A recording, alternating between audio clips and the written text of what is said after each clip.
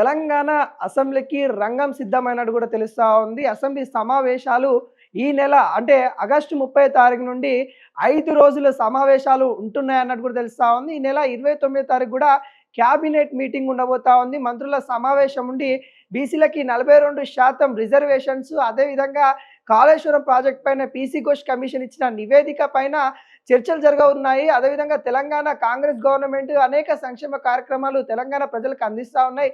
మరికొన్ని అందించే దిశగా అంటే రేషన్ కార్డులు ఏవైతే ఉన్నాయో పంపిణీ జరిగే విధంగా వాటికి సంబంధించిన వాటిపైన క్యాబినెట్ చర్చలు అయితే జరగబోతా ఉన్నాయి. తర్వాత అంటే 29 తర్వాత 30వ తారీఖు అసెంబ్లీ సమావేశాలు ఉన్నాయి. దాదాపుగా 5 రోజుల సమావేశం ఉంటుందన్నది కూడా తెలుస్తా ఉంది. దానిలో భాగంగానే ముఖ్యంగా కాళేశ్వరం ప్రాజెక్టు సంబంధించిన పీసీ ఘోష్ కమిషన్ ఇచ్చిన నివేదిక ఏదైతే ఉందో ఆ నివేదిక చర్చనీయంగా జరగబోతా ఉంది. అంటే అసెంబ్లీ మొత్తం వాతావరణం కూడా హీట్ ఎక్కబోతా ఉంది. ఎందుకంటే ఇప్పటికే ప్రతిపక్ష నేతలైన అంటే బీఆర్ఎస్ పార్టీ కూడా ఎక్కడ కూడా తగ్గట్లేదు. ఎక్కడ కాళేశ్వరం ప్రాజెక్ట్ సంబంధించి కూడా ఏడ కూడా తగ్గట్లేదు. ఇక్కడ అవినీతి జరిగిందని కాంగ్రెస్ ఆరోపిస్తున్నప్పటికీ కూడా బీఆర్ఎస్ అవినీతి జరగలేదు, దానికి సంబంధించిన power point presentations Harish Rao అనేక సార్లు ఇవ్వడం జరిగింది. అదేవిధంగా తెలంగాణ ప్రజలకు అర్థమయ్యే విధంగా అసెంబ్లీలో మేము కూడా సమాధానం ఇస్తామన్నట్టు కూడా ఇటు బీఆర్ఎస్ చెప్తున్న పరిస్థితి కనబడుతుంది. కానీ అసెంబ్లీ సమావేశాలకి కేసీఆర్ వస్తాడా రాదా అనేది కూడా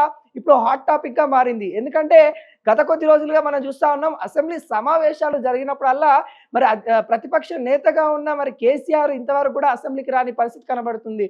ఒకే ఒక సందర్భంలో అసెంబ్లీకి రావడం జరిగింది. మరి అక్కడ కూడా ఏమైనా మాట్లాడినా అంటే ఏమీ కూడా మాట్లాడకుండా మళ్ళీ తిరిగి వెళ్ళిపోయిన పరిస్థితి కనబడుతూ ఉంది. అంటే ఈ నేపథ్యంలో మరి కేసీఆర్ పైన కీలక నిర్ణయాలు తీసుకోబోతా ఉన్నారు. మరి కేసీఆర్ సంబంధించిన కాళేశ్వరం ప్రాజెక్టు సంబంధించిన దానిపైనే చర్చలు జరగబోతా ఉన్నాయి. ఈ నేపథ్యంలో మరి కేసీఆర్ అసెంబ్లీకి వస్తాడా రాడా అనేది కూడా తెలంగాణలో ఇప్పుడు ఉత్కంఠ పరిస్థితి అయితే కనబడతా ఉంది. ఒకవేళ కేసీఆర్ కనుక అసెంబ్లీ రాకపోతే మరి కాంగ్రెస్ పార్టీ మరింత ఇరుచుకుపడే అవకాశం కనబడతా ఉంది. ఎందుకంటే గతంలో కూడా కేసీఆర్ని అరెస్ట్ చేస్తారు, కాళేశ్వరంలో అవినీతి జరిగింది, అటు హరీష్ రావు ఇద్దరు కలిసి భారీ కుంభకోణం చేశారు అన్నట్టుగా అనేక సార్లు ఇటు కాంగ్రెస్ పార్టీ ఆరోపిస్తున్న నేపథ్యంలో ఎక్కడ కూడా కేసీఆర్ కాలమే సమాధానం చెప్తుంది అన్న విధంగా తను ప్రవర్తిస్తూ ఉన్నారు. ఎక్కడ కూడా ఏ సమావేశం జరిగినా కానీ సీఎం రేవంత్ రెడ్డి పేరు తీయకుండా సీఎం రేవంత్ రెడ్డి గురించి కానీ కాళేశ్వరం ప్రాజెక్టు గురించి కానీ అతి తక్కువగా మాట్లాడిన పరిస్థితి కనబడతా ఉంది. అధికారం పోయిన తర్వాత కొంత ప్రజలకి దూరం ఉన్న పరిస్థితి కనబడుతుంది. ఫామ్ హౌస్కి మాత్రమే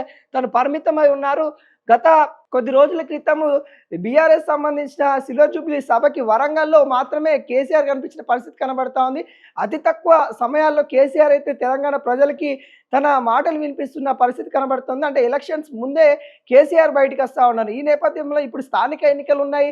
స్థానిక ఎన్నికలలో మరి బీఆర్ఎస్ గెలవాలంటే కేసీఆర్ ఖచ్చితంగా అసెంబ్లీకి రావాలి. ఎందుకంటే బీఆర్ఎస్ పైన అనేక వాదనలు వస్తా ఉన్నాయి. ఈ వాదనలు కేసీఆర్ అటు హరీష్ రావు ఇద్దరు ఎదుర్కొన్నప్పటికీ కూడా కేసీఆర్ రావాలి. ఎందుకంటే కాళేశ్వరం సంబంధించిన ప్రాజెక్టు అంశంలో మరి కేసీఆర్ కీలక దారుడు ఉన్నాడు, అక్కడ కీలక పాత్ర పోషించింది కాబట్టి కేసీఆర్ ఖచ్చితంగా అసెంబ్లీకి రావాలి అన్నట్టుగా ఇక్కడ రాజకీయ విశ్లేషణలు అయితే చెప్తా ఉన్న పరిస్థితి కనబడుతుంది. మరి కేసీఆర్ అసెంబ్లీకి వస్తాడా రాడా అంటే ఖచ్చితంగా వస్తాడు అని బీఆర్ఎస్ నేతలు అయితే చెప్తా ఉన్న పరిస్థితి కనబడతా ఉంది. కేసీఆర్ ఖచ్చితంగా ఈసారి మాత్రము కాంగ్రెస్ కి ధీటుగా సమాధానం ఇవ్వడానికి ఖచ్చితంగా అసెంబ్లీకి వస్తారు. గతంలో తన అనారోగ్య దృష్ట్యా అసెంబ్లీకి రాలేదు, కానీ ఇప్పుడు కేసీఆర్ పైనే వీళ్ళు ఇంత నిందలేస్తా ఉన్నారు, కేసీఆర్ పైనే అనేక ఆరోపణలు వేస్తా ఉన్నారు. ఆ ఆరోపణలన్నింటినీ కూడా మేము ఎదుర్కోవడానికి సిద్ధంగా ఉన్నాం, కేసీఆర్ ఖచ్చితంగా అసెంబ్లీకి వస్తారు అన్నట్టుగా అటు బీఆర్ఎస్ నాయకత్వం అయితే చెప్తా ఉంది. కానీ ఎక్కడ కూడా అధికార ప్రకటనలు అయితే బీఆర్ఎస్ అయితే చేయట్లేదు. ఎందుకంటే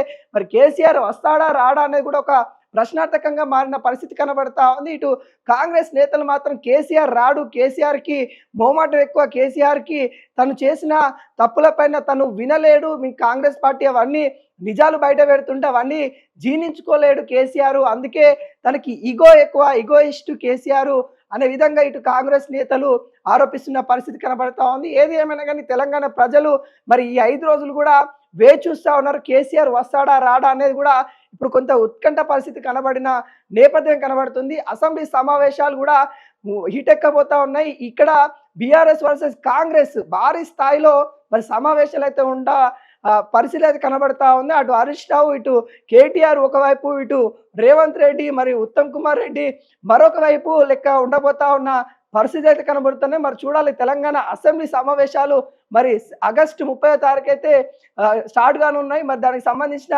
కీలక అప్డేట్ కూడా వస్తా ఉన్న నేపథ్యం అయితే కనబడుతుంది. దీనిపైన ఇప్పటికే గవర్నమెంట్ ఒక ఉత్తర్వులు అయితే జారీ చేయడం అయితే జరిగింది.